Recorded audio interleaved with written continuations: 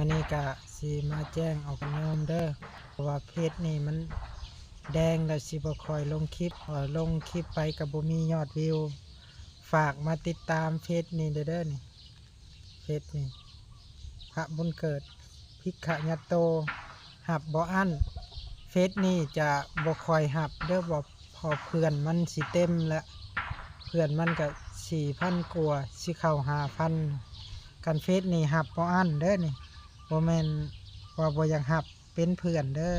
เพราะว่าเพื่อนมันสิเต็มแล้วพอเฟซมันก็แจ้งแดงจะบ่ค่อยลงคลิปพอเราลงคลิปไปก็มันบ่มีคนเห็นพอมันเห็นหน่อยแล้วก็ TikTok ก็ผูกกับเฟซก็เพิ่นก็แดงเพราะว่าอีเมลเดียวกันเด้เพราะว่าตัวหนึ่งช่วยก็ช่วยเบิดเลยเพราะว่าปลาตัวเดียวเน่ามืดของสาเหตุก็คือ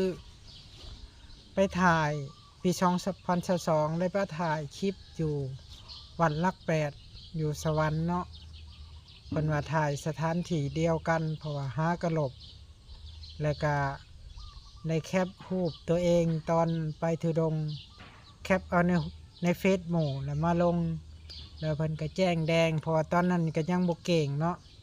ยังบ่เก่งเรื่องนี่ปานใดพอเขาไปกวดป้องว่าติดแดงตั้งแต่ดนเลยเอาไปเห็นคลิปนี้ก็ฝากกดไลค์กดแชร์หน่อยเด้อเอาสาธุ